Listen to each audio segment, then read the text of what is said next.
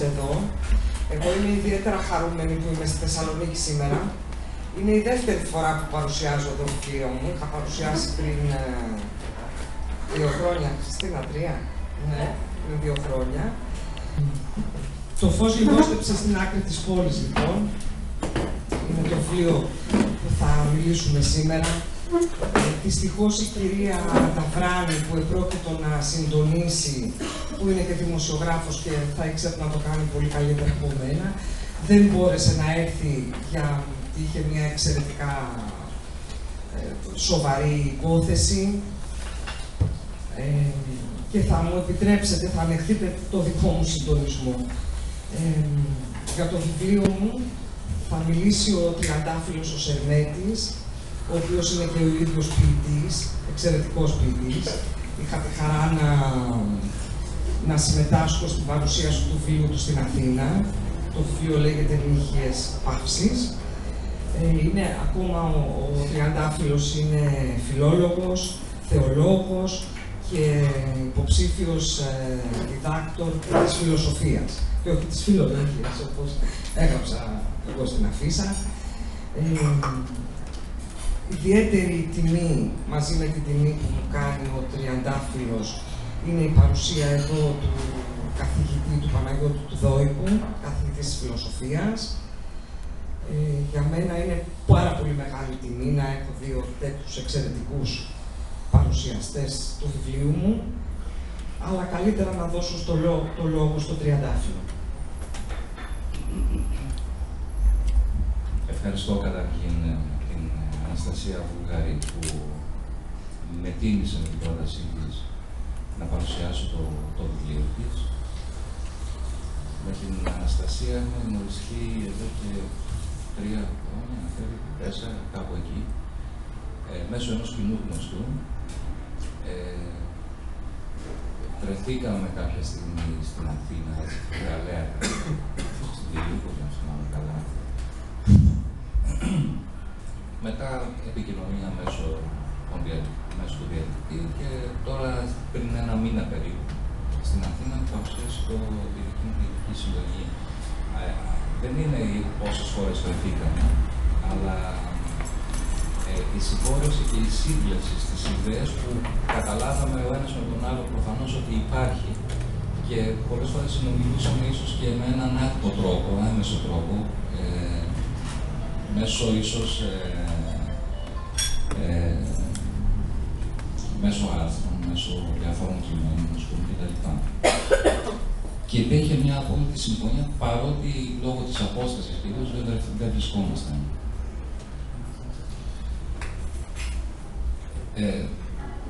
Προτού μιλήσω για την ποιητική της συλλογή, θα ήθελα να πω 2 λόγια γενικότερα για την ποίηση. Πριν λίγο καιρό έγραψα ένα άρθρο που ήταν για την ποίηση. Το άρθρο επιγραφόταν «Η ποίηση σε καιρούς άφθαλμους». Ας διαβάσω ένα μέρος, γιατί αν δεν κατανοήσουμε ποια είναι η λειτουργία της ποίησης, πιθανόν δεν μπορούμε να κατανοήσουμε και όταν διαβάζουμε κάποιον συγκεκριμένο ποιητή τι συμβαίνει. Κατά καιρούς, λοιπόν, υπάρχουν 2 αιώνια βασανιστικά ερωτήματα, τα οποία αυτά επανέρχονται και ξαναεπανέρχονται. Χρειάζονται άραγε οι ποιητές? Έχει θέση η ποίηση στις ζωές των ανθρώπων? Σε εποχές άγριες, όπως αυτή που διανύουμε, προβάλλει η ερωτηματικότητα ακόμα πιο επιτακτικά.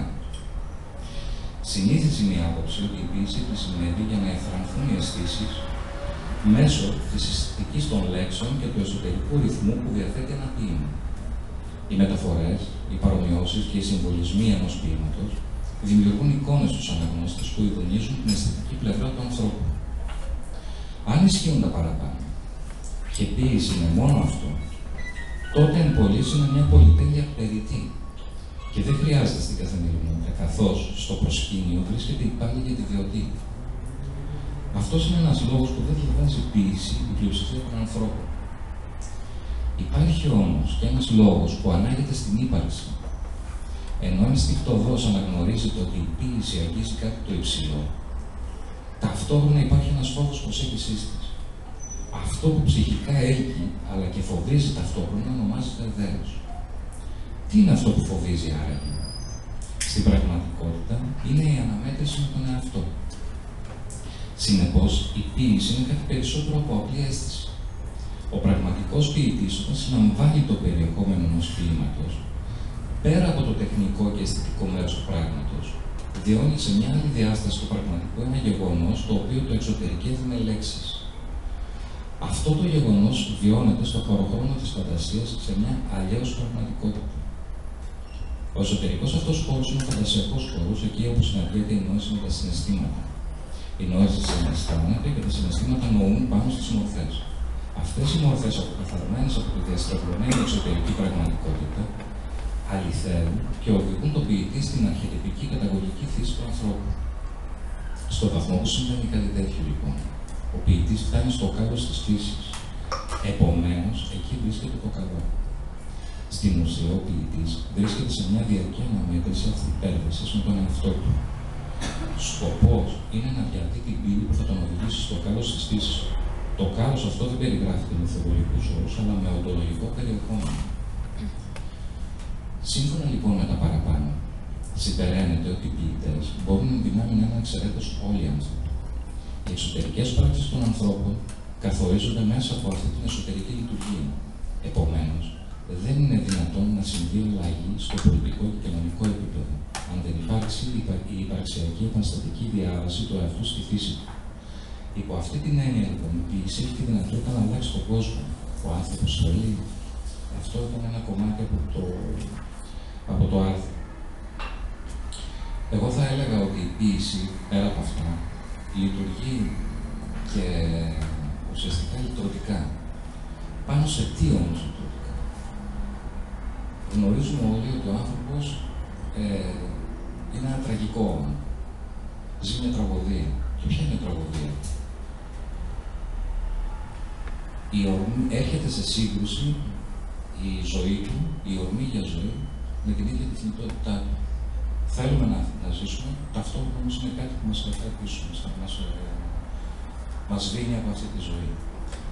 Αυτή η σύγκρουση δημιουργεί μια τραγικότητα και η συνειδητότητα αυτής της σύγκρουσης μας δημιουργεί μεγάλη τραγικότητα. Έρχεται η ποίηση, λοιπόν, η οποία το βλέπει αυτό το πράγμα και γι' αυτό φοβίζει πολλές φορές. Και όταν το βλέπει, αυτό που αισθάνεται αυτός, όχι αυτός που τη δημιουργεί μόνο, και ο αναγνώστης, όταν τη διαβάζει, επειδή ακριβώς διαπερνώ μέσα από αυτό το φόβο της αλήθειας, τότε υπάρχει λύτρωση ή η κάθαρση με τον αρχαιολογικό όρο. Έτσι λειτουργεί η ποίηση.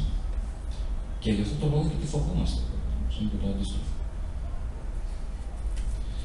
Με βάση λοιπόν τα παραπάνω που ανέφερα για την ποίηση, θα ήθελα να επικεντρωθώ τώρα στην ποιητική συλλογή της Αναστασίας της Βουλγαρίου, η οποία κινείται ακριβώς, αυτή η ποιητική συλλογή κινείται ακριβώς αυτά τα επαρξιακά μονοπάτια. Αυτό που την κινεί να συνθέσει την ποιητική συλλογή είναι η σύγχρονη τραγωδία του ελληνισμού.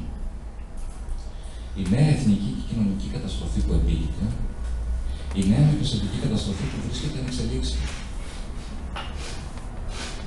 Θρηνεί η Αναστασία για το χαμό της πόλης. Το φως λιγόστεψε στην άκρη της πόλης. Δεν έσβησε όμως. Αυτό πρέπει να το κρατήσουμε. Και αυτό που μας δείχνει από τον τίτλο ακόμα του έργου της είναι ότι η ποιητική συλλογή που μας προσφέρει, η ελπίδα είναι αυτό που τη χαρακτηρίζει. Ενώ θα μπορούσε κάποιος, διαβάζοντας την ποιητική της συλλογή, να πει ότι είναι μελαγχολική, ότι μας κατεβάζει. Νομίζω ότι είναι ελπιδοφόρα και δίνει και τη λύση. Και θα πούμε και ποια είναι η λύση. Ένας ίσως, δεν ξέρω αν το κάνει θερημένο. Ποια είναι η διέξοδος ίσως από αυτή την κατάσταση στην οποία ζούμε. Κατά τη γνώμη μου, δίνεις και τη λύση. Αγωνιά. Ζει τα μεγάλα γεγονότα της σύγχρονης Ελλάδας από κοντά, την απεικιοποίηση της χώρας της. Τις έντονες συγκρούσεις στους μεγάλους δρόμους και το αυγό του θηριού να σπάει και να δολοφονεί. Και θλίβεται για την κατάδεια και για αυτά που έφεραν την πόλη ως εδώ. Η μαυροφορεμένη γυναίκα ψάχνει στα ερείπια να δει, με εισαγωγικά, την Ελλάδα που χάνεται. Στην καταχνιά και μέσα στη σκοτεινιά της πόλης ψηλαθεί τη ζωή, το φως που στέρεψε. Ας διαβάσω λίγο. Η πόλη μου εδώ, γράφεται το κεφάλαιο αυτό. Η γυναίκα με τα μαύρα. Νύχτα χωρίς φεγγάρι στην Αθήνα. Η γυναίκα με τα μαύρα επιστρέφει στο μικρό της σπίτι έξω από την πόλη. Κρατάει ένα καντήλι αναμένο. Κοντοστέκεται, κοιτάζει τον ουρανό, συνεχίζει να βαδίζει. Στο πέρασμά της αφήνει την άβρα των ανθρώπων που κινδύνεψαν να χαθούν από το μεγάλο ψυχικό πόνο. Φτάνει στο μοναστηράκι. Στα σκοτεινά διακρίνει τα κολαριασμένα σώματα των αστέρων. Τόση ησυχία απόψε που ακούει το υπόγειο κελάρισμα του Ηριδανού. Κάθεται στο πεζούλι της εκκλησίας, κοιτάζει τον Παρθενώνα και λέει: «Δεν μπορεί, κάπου θα σε βρω». Ο έρωτας και η επανάσταση αποτελούν κεντρικές έννοιες. Αναζητώ το πρόσωπό σου. Τα δάχτυλά σου όταν χαϊδεύουν τα πέταλα των λουλουδιών. Θέλω να με ταΐσεις αγάπη. Τις άναστρες νύχτες με τα μεγάλα φεγγάρια, κουρέλια στρώμα νοσταλγίας κάτω από τον ιερό βράχο. Τα παγωμένα δάχτυλα κουκουλιάζω και περιμένω σαν παιδί που στήκεται στην αγκαλιά της μάνας να ακούσει παραμύθι. Χαράζω με το δάχτυλο το κενό. Ανοίγω πύλη στον χρόνο να σε φέρω κοντά μου. Πού είσαι? Όλη μου η ζωή, μια συνεχώς αναβαλλόμενη επανάσταση και ένας απλησίαστος έρωτας. Η Αναστασία λοιπόν συμπλέκει αρμονικά το προσωπικό με το συλλογικό, το ιδιωτικό με το κοινωνικό. Η διαρκή συσχέτιση, η ανοιχτότητα αυτή, υπόκοφα διατρέχει όλη την ποιητική της συλλογή και είναι αυτή που θα μας δώσει τη λύση. Δεν μπορεί να υπάρξει επανάσταση χωρίς έρωτα, ούτε έρωτας χωρίς επανάσταση. Το ένα ενδυναμώνει το άλλο.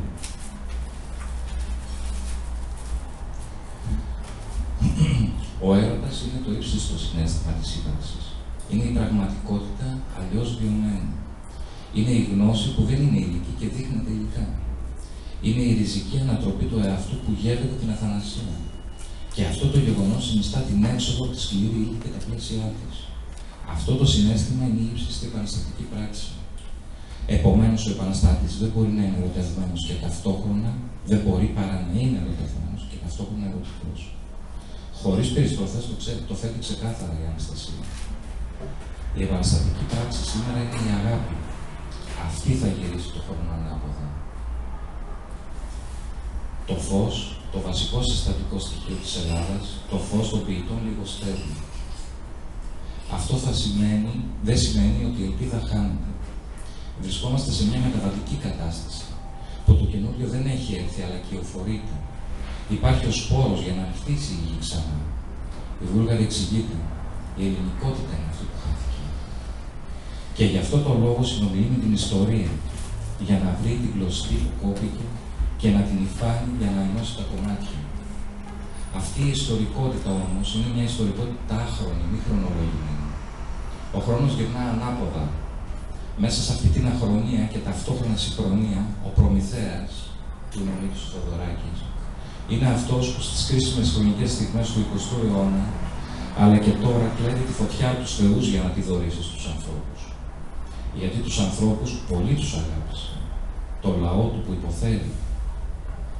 Πάντα όμως αυτό το πλήρωνε και συνεχίζει να το πληρώνει. Γιατί όποιος αγαπά έχει το τίμημά του. Και ποιο είναι το τίμημά του? Να σας διαβάσω ένα κομμάτι για να καταλάβετε ποιο είναι το τίμημα.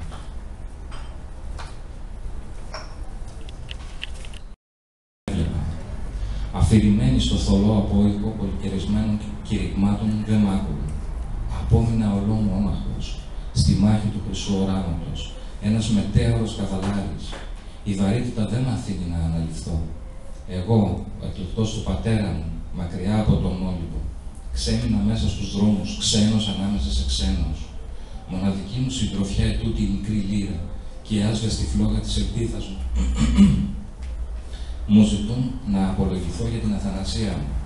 Τραγουδώ τα μελούμενα και εύχομαι να γίνω, τουλάχιστον με ένα ακούσιο δάκρυ στον ύπνο τους, ή μια νυχτερινή οπτασία κάτω από τα κλειστά βλέφαρά τους και ας με λησμονήσουν το πρωί.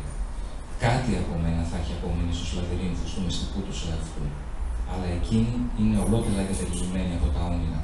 Απελπισμένος γυρίζω το χρόνο ανάποδα, γέλιο, ψωμί και όνειρα ενσαρκωμένα της δικαιοσύνης.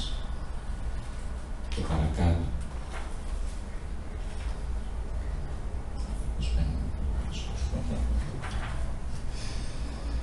Λοιπόν, μοναχός ήρθα πάλι εδώ να τραγουδώ για εκείνους.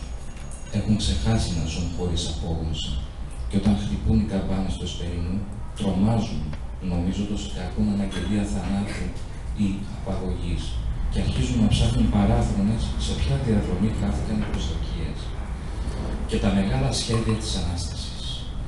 Αποκομμένοι πλαγιάζουν σε άγονες ώρες και κλαίνε με βαριά ανεξήγητα δάκρυα, αγαπώντας τους παράφορα, κάνουν να σταλάξουν λίγη ευτυχία στις καρδιές τους. Ορμούνε πάνω μου με μανία. Κάποιος κόβει ένα κομμάτι από τα αυτί μου. Άλλος κρατάει θριαμβευτικά μια τούφα από τα μαλλιά μου και όλοι μαζί κραυγάζουν σταύρος στον εαυτό μου. Ταράζω τον ύπνο τους. Μια δέσμη φωτός μέσα στο σκοτάδι. Γίνομαι η αιτία να αναρωτιούνται. Η ζωή εν τάφο, ψάλλουν ανήποροι. Είμαι η τελευταία τους ελπίδα. Δεν βλέπουν. Κάπου με θυμούνται. Εκλιπαρούν το χρόνο να γυρίσω ανάποδα, μα δεν μπορώ πια. Άπιστο με φορούν και ρίψασποι με λένε. Με φυλάκισαν ανάμεσά τους. Δεν μπορώ να γυρίσω το χρόνο ανάποδα όσο δεν υπάρχει αγάπη. Χρειάζεται συμπόνια. Εσείς δεν έχετε. Δεν είμαι Θεός, ημίθεος, ούτε ήρωας. Η τύχη το έφερε μια ραψοδία μου να ακούσω ο Ζεύς και με έκανε αθάνατο να παίζω μουσική για εκείνους τους αιώνες. Ένας μοναχικός ραψοδός που αγάπησαν οι θεοί μου. Γύρω με πεθαίνει η ανθρωπιά. Η μουσική μου λέει λατινμένη και αυτά τα κρύα σίδερα ίδια με την καρδιά σας. Μικρή και μελαδόσατε, όταν καταπατήσατε τους γένους σας τους νόμους και υποκύψατε στη θέληση των σκοτεινών. Μόνο άμα ενωθούν τα κομμάτια θα έρθει η πολυπόθητη λύση του ελληνικού δράματος. Τι χάθηκε? Μα η κοινότητα, η συλλογικότητα. Χάθηκε ο Ρήγας, ο Μακρυγιάννης, ο Παπαδιαμάτης, η θυσία του Άρη του Βελουχιώτη, η μεγάλη λογοτεχνικά κυκλοφορική γενιά του 30 που πάλευε να ορίσει αυτή την ελληνικότητα. Χάθηκε η ειρωνιοσύνη του Ρίτσου, το άξιο αστή, το Ελίτη, η τραπεζόνα του Λιδαδίτη. Και υπάρχουν και απέμεινε ο Προμηθέας μόνος του έρημος να αντιστέκεται στο μέγα κατακτητή.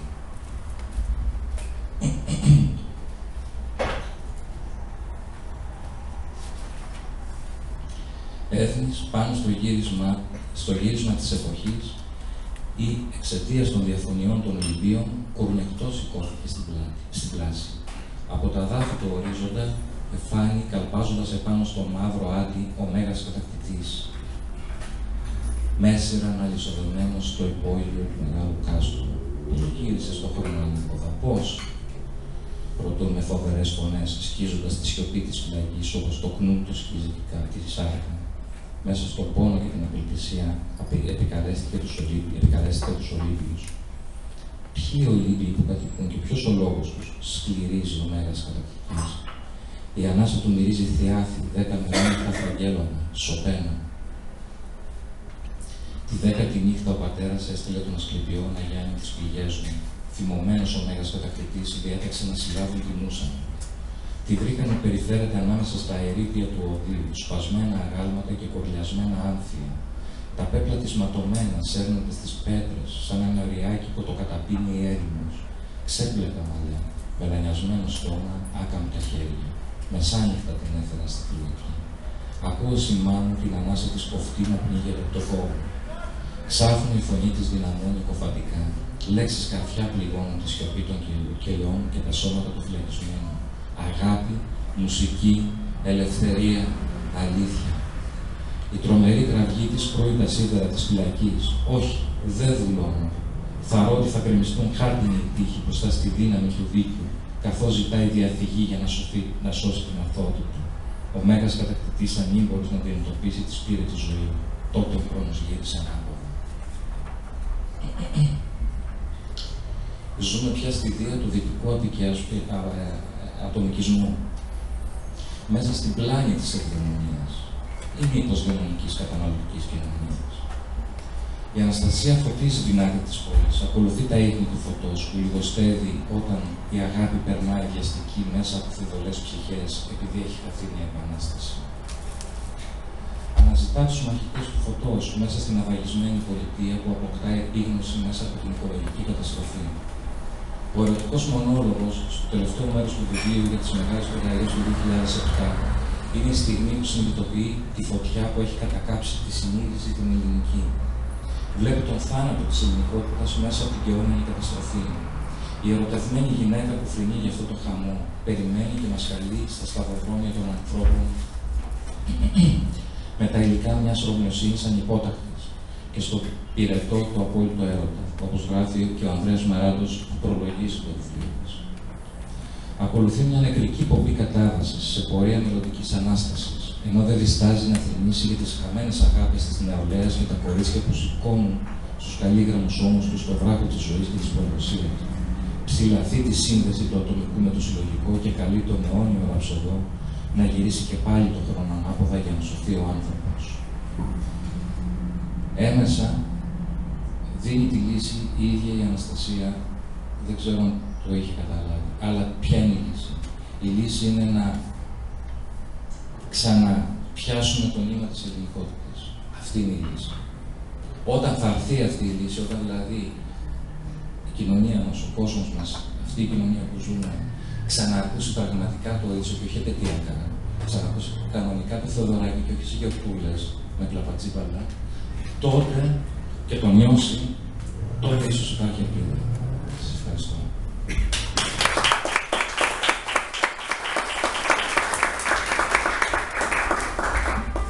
Εγώ σε ευχαριστώ. Ναι, συνειδητά αυτό το ξέρω ότι το κάνω. Αυτό που μιλήσατε. Να, ξέχασα να πω ότι το πρόλογο τον έχει κάνει ο αγαπημένος μου φίλος, ο Ανδρέας ο Μαράτος, ο οποίος φιλοτέχνησε το εξώφυλλο του βιβλίου και έχει προσφέρει άλλο ένα έργο του που είναι στο ποίημα, μπροστά στο ποίημα «Η πόλη μου εδώ». Επειδή ο Τριαντάφυλλος αναφέρθηκε στον ερωτικό μονόλογο και στις φωτιές και στο θρήνο αυτής της γυναίκας, θα μου επιτρέψετε πριν δώσω το λόγο στον Παναγιώτη να σας διαβάσω το αγαπημένο μου απόσπασμα από το «Όρκο στο παρόν». Λέγεται, μονόλογος είναι. Τις νύχτες αφουγκράζομαι τον παφλασμό των κυμάτων. Σε βλέπω να βγαίνεις μέσα από τη θάλασσα. Σώμα ανδρικό, αγάλματα ωραίων εφήβων. Ο ημίοχος ατενίζει τους αιώνες αγέροχος. Οι προσκυνητές του υπόσχονται αναθήματα για να επιστρέψει ομορφιά στον κόσμο, εναποθέτοντας τα πόδια του μια κούπα δάκρυα και ένα χτυποκάρδι ελπίδας. Ένα βράδυ ονειρεύτηκα τις Καριάτιδες. Στεκόμουν και τις κοιτούσα. Θαύμαζα τα μεγάλα αμυγδαλωτά μάτια, το μιλίχιο χαμόγελο, την υπιότητα και την τρυφεράδα. Οι κόρες της οικουμένης που άλλαξαν τη μορφή του κόσμου. Αιώνιες, γαλήνιες, νυφάλιες. Η απάντηση της ομορφιάς απέναντι σε μια αντίληψη που θέλει έναν κόσμο γεμάτο φωτιά, αίμα και ρήπια. Ξαφνικά λέει, μια που τις Καριάτιδες ζωντανεύει. Κλαίει, σώσε με, φωνάζει. Κάνω να μιλήσω, η φωνή μου δεν βγαίνει. Βιολιά, χιλιάδες βιολιά, παίζουν μια ανάγνωστη συναυλία. Των Καριατίδων. Δυναμώνουν εφιαλτικά, ξυπνάω τρομαγμένη, χτυπά το τηλέφωνο, κραυγεί από το ακουστικό. Τρέξε και με την πάρνηθα. Αλλά φιάζουμε, φοράς γρήγορα τη στολή σου και φεύγεις. Τα δέντρα λαμπαδιάζουν, τα ελάφια τρέχουν να γλιτώσουν, καίγονται, σιρήνες, κραυγές ζώων, κραυγές ανθρώπων. Ο φόβος πολλαπλασιάζεται μέσα στη νύχτα. Μέσα στη φωτιά και τον όλεθρο ο χρόνος διαστέλλεται. Από μέσα του αναδύεται η φωνή της γης που μαντεύει την επερχόμενη σταυροφορία. Ορδές κολλασμένων ερημώνουν της πόλης, ορμούν μέσα στα σπίτια, πετούν κατά μεσής του δρόμου τα πράγματα που συμβολίζουν τον ανήφορο του ανθρώπου στις χιλιετηρίδες για να αποκτήσει σκέψη, υπόσταση και ανάστημα.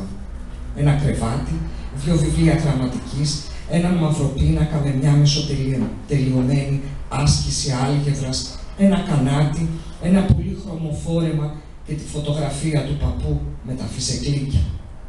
Τα άψυχα αντικείμενα, η απόδειξη και η περηφάνεια του ανθρώπου ότι αναμετρήθηκε με την παντοδύναμη φύση.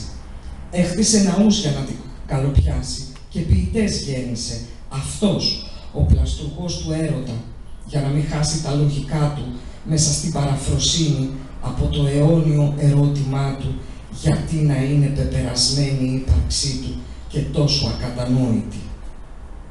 Λίγο θυμό από τον πυρετό και όταν τα ξημερώματα ανοίγω τα μάτια μου, βλέπω τις τάχτες και τα ποκαΐδια και τη ζωή μου θρύψαλα. Παναγιώτη.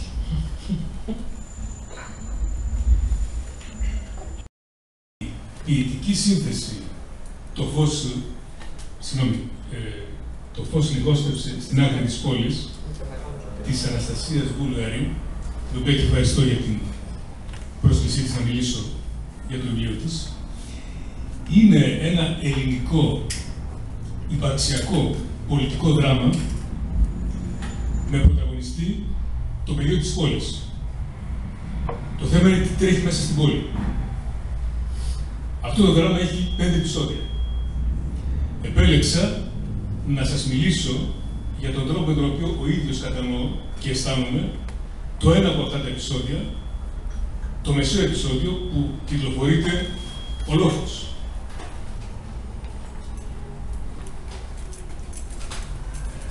Πρόκειται για μία σύνθεση η οποία νομίζω είναι αντιπροσωπευτική αυτού το οποίο θέλει να μας δείξει και να μας μεταδώσει και να μας κάνει να αισθανθούμε η Αναστασία μέσα σε αυτό το βιβλίο. Επίσης, αυτό το συγκεκριμένο τμήμα του βιβλίου, δηλαδή ο Λόφος, έχει και την εξής ιδιαιτερότητα, το ότι δηλαδή χωρίς να υπάρχει μέσα καμία συγκεκριμένη με κεφαλαία γράμματα ελληνική λέξη, τοπονύμιο, όνομα ή οτιδήποτε άλλο, μας κάνει να αισθανθούμε ότι πρόκειται μόνο για Ελλάδα και για τίποτα άλλο. Αυτό είναι ένα επίτευγμα. Επιλέγοντας τον τρόπο με τον οποίο θέλω να σας μιλήσω, σκέφτηκα να τονίσω τα 7 κατά την άποψή μου σημαντικότερα στοιχεία αυτής της ενότητας ο Λόφος, και με τον τρόπο να τα σχολιάσω και ενδεχομένως να σας μεταδώσω αυτό το οποίο αισθάνομαι. Αυτή είναι η επιδίωξή μου. Πρώτο σημείο.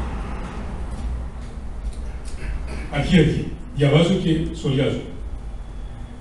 Πώς χάθηκαν οι ρίζες του νερού στα αεροβότη βάθη της θάλασσας, έσπασε το φράγμα που κρατούσε το βιός και το ψωμί μας, οι εκκλησίες και τα τραγούδια μας, τη λύπη, τη χαρά, όλα μας τα σχέδια και τις προσδοκίες. Πλημμύρισε η μεγάλη πολιτεία. Ας προσέξουμε. Έσπασε το φράγμα που κρατούσε το βιός και το ψωμί μας. Αυτό το φράγμα, το οποίο σπάζοντας κάποιους κάτι οδηγεί σε πλημμύρα τη μεγάλη πολιτεία, είναι ένα φράγμα το οποίο κινείται και το οποίο οδηγεί όλο το συγκεκριμένο τμήμα του βιβλίου, όπως και συνολικότερα το βιβλίο, κινείται και το οδηγεί σε 2 επίπεδα. Το ένα επίπεδο είναι το κυριολεκτικό, δηλαδή εκείνο μέσα στο οποίο μπορούμε και φανταζόμαστε μια εξωτερική πόλη, μια εξωτερική πραγματικότητα πόλης, ελληνικής πόλης, σε κρίση πόλης, όπως σήμερα, να υφίσταται αυτή την καταστροφή. Το δεύτερο όμως επίπεδο είναι εκείνο στο οποίο αισθανόμαστε ότι κάτι εσωτερικότερο προς το μέρος του αοράτου μας λέγεται και εκεί επιχειρεί να μας συγκεντρώσει την προσοχή μας η Αναστασία. Επομένως, το πλημμύρισμα της πόλης με το σπάσιμο του φράγματος είναι διτό. Και αυτό το στοιχείο μας κάνει να ενδιαφερόμαστε διπλά για αυτό που διαβάζουμε. Δεύτερο στοιχείο.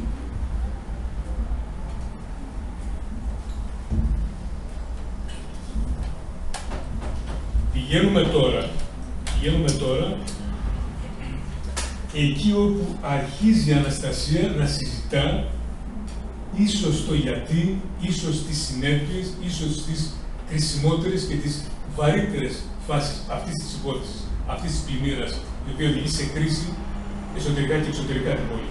Παίρνω ένα στοιχείο που είναι πολύ σημαντικό κατά την άποψή μου και μπορούμε να καταλάβουμε πράγματα. Διαβάζω. Μια κυρούλα στεγνώνει το πλεκτό της, η νεοχώρισα σέρνει μια εικόνα της Παναγιάς. Ας προσέξουμε. Ο καλόγερος αναθεματίζει όλες τις επιλογές, στίβοντας με μανία την άκρη του μουσκεμένου ράσου. Περιστέρια, κοτσίφια και σπουργίτια κουρνιάζουν το ένα πάει στο άλλο σε έναν αγώνα επιβίωσης που ενώνει όλα τα είδη των πουλιών και των ανθρώπων. Από αυτό το δεύτερο στοιχείο, δύο πράγματα. Το πρώτο, ότι ο εκπρόσωπος της ιερότερης πραγματικότητας, δηλαδή ο καλόγερος, διαρωτάται για τις επιλογές του. Ας πούμε, ένας εραστής του ιερού αρχίζει και σκέφτεται ότι κάτι δεν πήγε καλά και μέσα του με το ιερό. Το κρατούμε αυτό γιατί τονίζει την υπαρξιακή χρειά αυτής της υπόθεσης. Το δεύτερο στοιχείο είναι το ότι τα πουλιά που επιχειρούν να επιβιώσουν δεν το κάνουν μόνα τους, αλλά το κάνουν μαζί με τους ανθρώπους σε ένα κάτι, σε μια προσπάθεια έντονη, βαθύτατη, συγκλονιστική, η οποία ενώνει πουλιά και ανθρώπους. Άρα είναι μια δεύτερη απόδειξη, μια δεύτερη στοιχειοθεσία το ότι κινούμαστε σε ένα εξωτερικό ενδεχομένως επίπεδο, αλλά προπάντων το πράγμα αφορά, ελπίζω να συμφωνήσει η Αναστασία, το εσωτερικό μας τοπίο. Το τι συμβαίνει στο εσωτερικό τοπίο μιας υποκρίση ελληνικότητας εν μέσω μιας παγκόσμιας κρίσης. Τρίτο στοιχείο.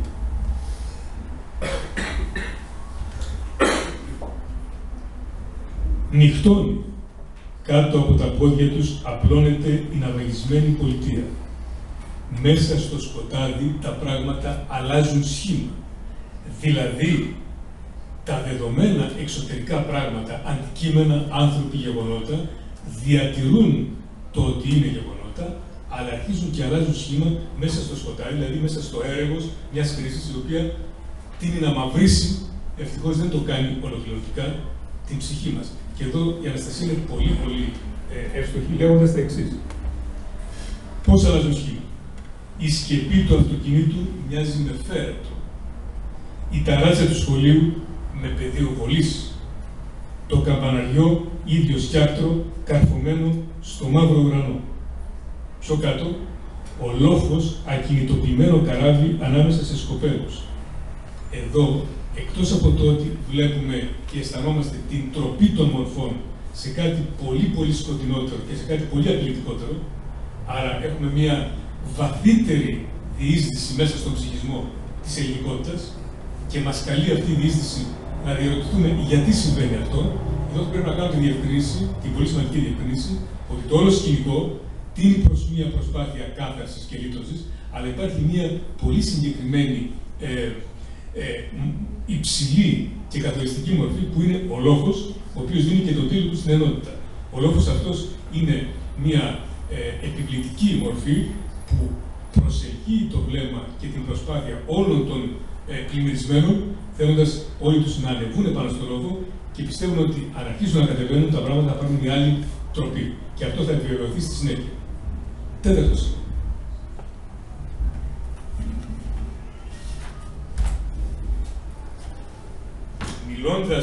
Μιλώντας για αυτούς οι οποίοι υφίστανται αυτή την κρίση, κατά κάποιο τρόπο για όλους μας, αλλά με αιχμή σε αυτό που η Αναστασία επιμένει να σχολιάζει και να αισθάνεται τον αστικό πληθυσμό, την πόλη, μιλάει για αυτούς και λέει «Νοσταλγούν όσα ξέχασαν και έχασαν τώρα στην καταστροφή. Νοσταλγούν όσα ξέχασαν και έχασαν. Όσα απαρνήθηκαν. Νοσταλγώ αυτό που απαρνήθηκα. Αυτό συμβαίνει λίγο πολύ με όλους μας. Τώρα, γιατί το απαρνήθηκα, η Αναστασία λέει κάποια πράγματα πολύ κρίσιμα κατά την άποψή μου. Σας διαβάζω εκείνα που εμένα με συγκλονίζουν. Όσα απαρνήθηκαν για ένα κασμιρένιο παλτό, ένα χαρτοφύλακα και ένα ζευγάρι κόκκινα γάντια. Αλλά προπαντός, για μια πορεία ζωής ανάμεσα σε διαφημιστικές πινακίδες και αστραφτερά χαμόγελα. Με άλλα λόγια, η ματαιοδοξία, η οποία δυστυχώς διαπιστώνουμε ότι υφέρπει στον ψυχισμό μας λιγότερο, περισσότερο, πολύ περισσότερο και μας κάνει να επιδιώκουμε να αναμετρηθούμε με τον εαυτό μας, αλλά και με αυτό το οποίο υφιστάμεθα, χωρίς να έχουμε καταλάβει τι είναι τούτο. Πάντως, εμείς φαίνεται ότι παρασυρθήκαμε και πήγαμε μέσα στις αστραφερές πινακίδες και μέσα στα αστραφερά χαμόγελα, ξεχνώντας αυτό που υπάρχει μέσα. Το άλλο χαμόγελο, το οποίο αναζητείται τώρα, αναζητείται με άλλο τρόπο. Πέμπτο σημείο. Υπάρχουν, ξέρετε, κάποιοι κάτοικοι του λόφου, οι οποίοι είναι άλλου τύπου, οι οποίοι είναι ήδη πληγμένοι από αυτό το πράγμα. Δεν είναι ο κλασικός αστικός πληθυσμός, είναι αυτοί που ούτως ή άλλως είναι στερημένοι. Η Αναστασία ενδιαφέρεται πάρα πολύ για τους ανθρώπους αυτούς, αλλά και τους νιώθει βαθύτερα. Τι κάνουν αυτοί την ώρα της καταστροφής? Μονάχα οι άστεγοι του λόφου τους παρατηρούν με λύπηση. Εκείνοι ξέρουν, οι άστεγοι, πώς είναι να ζεις με κουρέλια και αποφάγια και ακόμα να ελπίζεις. Η ελπίδα είναι ζητούμενο, αλλά η ελπίδα δεν είναι δωρεάν. Η ελπίδα προϋποθέτει αναμετριέσαι με αυτό που συμβαίνει μες στην κρίση, αναμετριέσαι με εσένα, αλλά αναμετριέσαι και με αυτό που ενδεχομένως σε έκανε να υποστείς κάτι και να του αντιτεθείς. Δύο ακόμα σκαλοπάτια, το πένθυμο, το πολύ πένθυμο, το οποίο θα δείξει κάτι κατά τη γνώμη μου κρίσιμο, και μετά μία τροπή προς μία λύθωση, την οποία θα ήθελα να τονίσω ιδιαίτερα και να τη συνδέσω με έναν τίτλο, θα σας πω ποιο τίτλο. Επομένως, έκτο σημείο. Αμέσως μετά, από αυτό που σας διάβασα, ακούν. Την τρίτη μέρα αποφασίζουν να κατέβουν την πόλη. Κάποιος φωνάζει να θάψουμε τους νεκρούς και εμείς αρχίζουμε να λέμε πως φτάσαμε κοντά σε ένα τέλος, σε μια ολοκλήρωση για να ανασάνουμε. Ναι, αλλά αμέσως μετά ακούγεται μια απάντηση η οποία σκίζει στα δύο τον αέρα, όπως λέει η Αναστασία. Η απάντηση τι λέει? Δεν έχουμε γη. Να κάνουμε τι? Δεν έχουμε γη να τους θάψουμε. Φανταστείτε πόσο ακραία είναι η καταστροφή που έχουμε υποστεί. Και πόσο κρίσιμο είναι το μονοπάτι το οποίο πρέπει να διανύσουμε και πόσο οριακά είναι τα πράγματα. Όμως η Αναστασία φαίνεται ότι διατηρεί και πιστεύει μια ελπίδα, γιατί λέει κάπως έτσι αρχίζει η επίγνωση αμέσως μετά. Η επίγνωση είναι η απαραίτητη προϋπόθεση μέσα στη σκέψη, μέσα στο συναίσθημα, για να αρχίσουμε να καταλαβαίνουμε και επιτέλους, πιστεύοντας σε αυτόν τον κατατρεγμένο και από εμάς τους ίδιους εαυτό μας, ότι κάτι μπορεί να γίνει. Ότι μέσα στην προσπάθειά μας, στη σκοτεινή μας προσπάθεια, στο σκοτεινό μας παρασυρμό, ο οποίος μας κάνει να αντιτιθέμεθα στον εαυτό μας, πιστεύω ότι το κύριο αρνητικό γνώρισμα των Ελλήνων είναι το γεγονός ότι αντιμάχονται συνέχεια τον εαυτό τους, τον αυτοαμφισβητούν συνέχεια, εκτός από κάποιες φωτεινές αναλαμπές, μέσα στις οποίες προκαλούν θαύματα. Εμείς τώρα είμαστε σε αναζήτηση ενός θαύματος. Η επίγνωση είναι προϋπόθεση για να φτάσουμε σε αυτό το θαύμα. Υπάρχει το θαύμα. Η Αναστασία λέει ναι, υπάρχει το θαύμα. Έβδομο σημείο. Το έβδομο σημείο, κατά την άποψή μου, κλιμακώνεται σε τρεις φάσεις και με αυτές θα τελειώσω. Οι τελευταίες δύο γραμμές λένε το εξής. Ακολουθεί νεκρική πομπή κατάβασης, μαζευόμαστε, σε πορεία μελλοντικής ανάστασης. Δηλαδή, υπάρχει ένα άνοιγμα στο μέλλον, μέσα στο οποίο άνοιγμα η Ανάσταση ως πολιτικό, υπαρξιακό, αλλά και μεταφυσικό ορθόδοξης τάξης στοιχείο προβάλλει στο βάθος. Να κάνω εδώ μια παρατήρηση προσωπικής προτίμησης. Είναι πολύ μεγάλο σφάλμα κατά την άποψή μου και αυτό φαίνεται να το εστερνίζεται η Αναστασία και όσο μπορώ να καταλάβω από ό,τι έχω ακούσει και από ό,τι τον έχω ακούσει τον ίδιο να λέει και ο Μίκης Θεοδωράκης, στον οποίο αφιερώνεται το βιβλίο. Είναι πολύ μεγάλο σφάλμα, θα έλεγα δραματικό σφάλμα της ελληνικής επαναστατικής προοπτικής, αν θέλετε να είμαστε και πιο συγκεκριμένοι, ίσως και να το εξειδικεύσουμε, μόνο ότι δεν θα το ήθελα, της ελληνικής αριστεράς με την ευρύτερη δυνατή σημασία του όρου, να αντιθέτει την δική της πολιτική κατεύθυνση σε αυτό που ονομάζουμε Ορθοδοξία. Σε αυτό που ονομάζουμε μεταφυσική αναζήτηση. Η μεταφυσική αναζήτηση της Ορθοδοξίας και το αίτημα της αριστεράς δεν είναι καθόλου σε διαζύγιο. Το αντίθετο μπορεί να συγκλίνει. Το πιστεύω ακράδαντα. Και διαφαίνεται ότι κάτι τέτοιο πάνε να αισθανθούν όσοι είναι ευαισθητοποιημένοι στο θέμα αυτό και να μην ξεχνούμε ότι αυτός ο λαός έχει μέσα στα σπλάχνα του αυτό που ονομάζουμε θρησκευτική Ορθοδοξία. Αυτό δεν είναι αστείο. Δεν είναι απλώς μια επιταγή σε ένα δέον το οποίο πρέπει να τηρηθεί.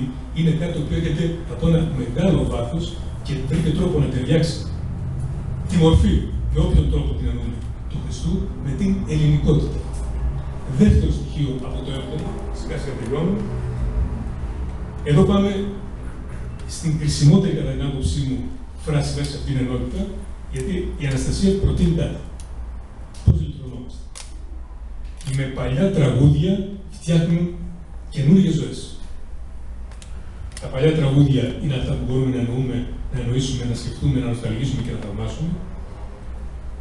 Η καρδιά μου και ο νους μου πήγανε στα τραγούδια του Σταυράκη, του Χατζηδάκη, του Ξαρκάκου, αλλά και όποιο άλλο Έλληνα, ο οποίος έχει δονηθεί από αυτό που μας συμβαίνει.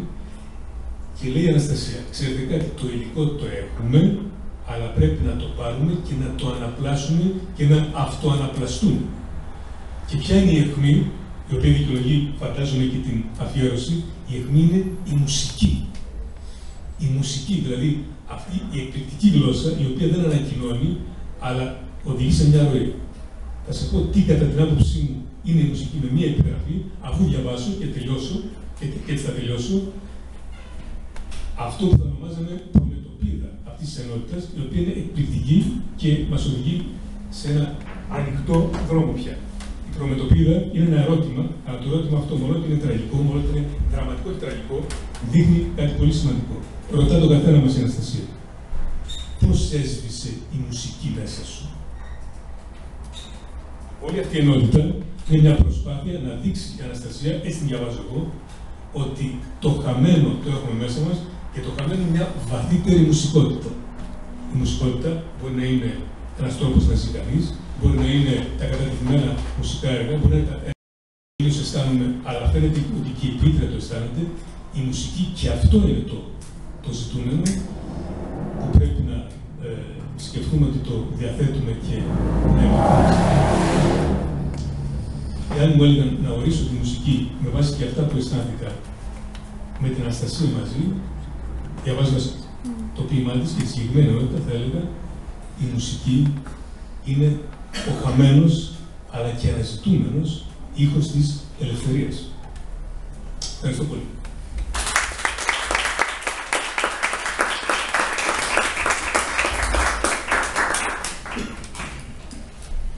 Συμφωνώ με όσα είπες. Θέλω να πω γενικότερα κάτι για αυτή τη συλλογή και δεν θα σας κουράσω καθόλου, ελπίζω. Την ενότητα που διάβασε ο Παναγιώτης στο Λόφο έχει ημερομηνία Οκτώβριος 2010. Ήταν λίγο μετά το Καστελόριζο, που εγώ δεν έχω συνειδητοποιήσει τι ακριβώς έχει γίνει. Κάτι έχω καταλάβει ότι θα έρθουν κάτι ξένοι να ελέγχουν τα οικονομικά της Ελλάδας, αλλά δεν ξέραμε τότε. Τι σήμαινε Διεθνές Νομισματικό Ταμείο δεν ήξερα καθόλου. Και μία μέρα, μία νύχτα, στις ειδήσεις, ήταν ακόμα τότε η ΕΡΤ, στις 11, στις τελευταίες, 11 νομίζω είναι, τελευταίες ειδήσεις, κάθομαι στο κρεβάτι μου, είχα όπως πάντα δίπλα μου έτσι ένα μπλοκ με ένα, συγκεκριμένα με αυτό το μολυβάκι, πάντα αυτό έχω δίπλα μου, και χαζολογούσα και έβλεπα ειδήσεις. Κάτι μέσα μου, κάτι ήθελε να βγει, αλλά δεν έβγαινε. Ξαφνικά λοιπόν βλέπω, νομίζω τον Παπανδρέου, μήπως ήταν και κανένας άλλος, δεν θυμάμαι, να συνομιλεί με τους ξένους, αλλά ήταν από πάνω το σπικάζ, από κάτω η εικόνα, δεν ήξερα τι λέγανε, αλλά η στάση σώματος του μου έδειχνε υποδούλωση. Και με το που βλέπω αυτό, παγώνω, κλείνω την τηλεόραση, παίρνω το χαρτί και το μπλοκάκι μου και το μολυβάκι μου και γράφω το Λόφο. Στην πρώτη γραφή δεν έχω συνειδητοποιήσει τι γράφω, δεν το συνειδητοποίησα καθόλου. Αυτό μάλιστα το άφησα στην άκρη το ποίημα. Και δεν μ' άρεσε καθόλου και δεν ήθελα καθόλου να το βάλω μέσα στη συλλογή. Και όταν πια ετοίμαζα τη συλλογή για να την πάω στον εκδότη, σκέφτηκα και λέω καλά, γράφω όλα αυτά. Ας βάλω μέσα και κάτι που να μην είναι τόσο βαρύ. Ήταν δηλαδή, το πήγα τελείως πρακτικά. Να βάλω κάτι για τη φύση και το περιβάλλον. Αυτό ήξερα ότι εγώ είχα κάνει. Και όταν πια ανοίγω να κάνω τις τελευταίες διορθώσεις και βλέπω και την ημερομηνία, συνειδητοποιώ τι έχω κάνει. και αρχίζω κάπου δηλαδή λίγο να εταίρομαι, μόνη μου όπως είμαι στο σπίτι, και να λέω ότι αυτό ήταν και κάπως προφητικό όταν το έγραφα. Θα μου επιτρέψετε να τελειώσω με το αγαπημένο ποίημα της φίλης μου, της Ελένης της Καραγιαννίδου, η οποία οργάνωσε όλη αυτή τη συνάντηση, μαζί, θα το πω, μαζί με όλα τα άλλα τα παιδιά εδώ, τους φίλους μου, που είναι από τη Σπίθα όλοι αυτοί οι καλοί μου φίλοι, και θα διαβάσω λίγο από το αγαπημένο της Ελένης. Είναι το υπόλοιπο εδώ. Έχει υπότιτλο, να το πω, ήταν 12 Φεβρουαρίου του 2012. Αυτό γράφτηκε ακριβώς μετά τις 12 Φεβρουαρίου, δηλαδή πρώτη γραφή. Όχι, αυτό γράφτηκε, Ελένη, το Σεπτέμβριο του 2013. Ξέρεις πότε. Αλλά ναι, είχα επηρεαστεί. Για μένα η 12η Φεβρουαρίου του 2012 ήταν η μέρα που έγινε μεγάλη προδοσία της πατρίδας, εκεί ξεκίνησε. Θα ξεκινήσω, τον πρόλογο τον διάβασε ο Τριαντάφυλλος, οπότε είναι η γυναίκα με τα μαύρα, κοιτάει το Παρθενώνα και λέει «Δεν μπορεί, κάπου θα σε βρω», και συνεχίζει. Πρώτα ήταν η πόλη με τις μεγάλες λεωφόρους για να χωράνε τα όνειρα της λευτεριάς. Δρόμοι, ποτάμια που διάβηκαν και μάτωσαν οι ελπίδες πριν να γεννούν στιχάκια ποιητών. Κρυφές γωνιές, μυστικά σοκάκια που έκρυψαν ευλαβικά παράνομους φυγάδες πεινασμένους. Ανάσες στιγμιαίας ευτυχίας και μνήμες ανεξίτηλες θανάτου. Ύστερα ήταν η Επανάσταση, βεβαιότητα νίκης, ασημαντότητα κακού, οπτασία μέλλοντος ιδανικού. Εκεί σε συνάντησα και από τότε σε ψάχνω σε κάθε μου βήμα. Ο έρωτας, είπες, μεγαλώνει μαζί με τη θυσία. Καήκανε τα φτερά του ονείρου, πλησίασαν πολύ τον ήλιο, η πόλη μου σώπασε. Θολοί βηματισμοί, ρηπές πλαστών νοημάτων ανοίγουν τρύπες στην καρδιά του κόσμου. Στη ρίζα του δέντρου κοίταται ο Δημήτρης Χριστούλας, στην άσφαλτο ο Παύλος Φύσας.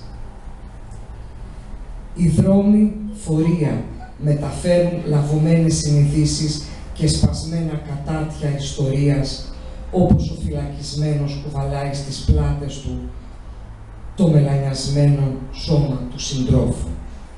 Δεν του πήρανε λέξη, λέει στους άλλους. Ύστερα τον αφήνει απαλά στο λερωμένο πάτωμα. «Κοιμήσου, αδελφέ μου, να γίνεις καλά», ψιθυρίζει, καθώς του χαϊδεύει τα ματωμένα μαλλιά. Ο φύλακας πετάει επάνω τους ένα κοφτερό βλέμμα μαχαίρι.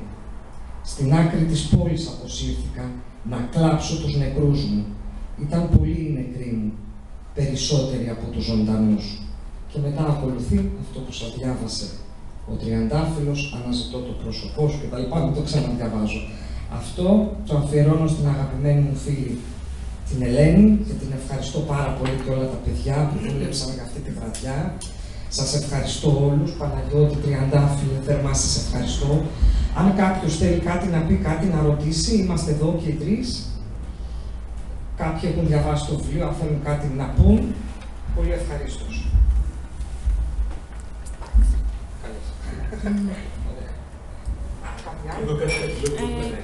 Ναι, παρακαλώ. Ακούγοντας εκείνους τους στίχους που έλεγαν για ότι ο κόσμος της πόλης άρχισε να ξεχνάει το όνειρο και την επανάσταση για ένα παλτό, όπως είπατε, θυμήθηκα σε παραλληλισμό κάποιους στίχους του Γκάτσου. Μιλούσε για την Ελλάδα τέλη του 70 που έλεγε ότι οι άνθρωποι κλειστήκανε στον άθλιο μισθό τους και που κατακλείσαν τη ζωή τους για ένα διάρρη, λίγη βενζίνα και ένα πιάτο φασολάδα. Συγγνώμη κιόλας. Αυτή η εικόνα μου ήρθε στο μυαλό και έγινε ένας τρομερός παραλληλισμός. Αυτό είχα να προσθέσω. Ναι, ακριβώς αυτό είναι. Και αυτό που δεν μπορώ με το μικρόφωνο, το αφήνω, με ακούτε. Και αυτό ακριβώς που επισήμανε ο Παναγιώτης, που λέω πώς χάθηκε η μουσική μέσα σου, είναι όλα αυτά που ανέφερε ο Παναγιώτης, αλλά εμένα αυτό που με βασανίζει, που κάθε μέρα πεθαίνω με αυτό το πράγμα, είναι το εξής. Η μουσική είναι η ραχοκοκαλιά του ελληνικού πολιτισμού. Αυτές τις μέρες ξαναδιαβάζω τον Αγαμέμνονα του Αισχύλου. Και εκεί τα βρίσκω όλα. Γιατί και μουσική είναι και αυτό. Και όλο το αρχαίο δράμα μουσική, το τραγουδάγανε, δεν το μιλάγανε. Κάποια στιγμή λοιπόν χτυπήθηκε αυτή η ραχοκοκαλιά. Πολύ συντονισμένα, πολύ μεθοδευμένα, πολύ συγκεκριμένα. Μπορούμε κάποια άλλη στιγμή να τα κουβεντιάσουμε αυτά. Και αυτή η σπονδυλική στήλη δεν ράγισε απλώς, κατά τη γνώμη μου, έσπασε. Ο μόνος τρόπος, κατά την ταπεινή μου άποψη, για να κολλήσει η σπονδυλική στήλη και για να ξανασηκωθούμε όρθιοι, είναι να ξαναβρούμε τη μουσική. Και να ξαναβρούμε και την ποίηση, γιατί η ποίηση στην Ελλάδα, η ποίηση ήταν καθημερινότητα. Κάτι άλλο? Όχι. Θα είμαι εδώ για όσους με χρειαστείτε. Ευχαριστώ πάρα πολύ. Ευχαριστώ πάρα πολύ. Ήταν πάρα πολύ ωραία.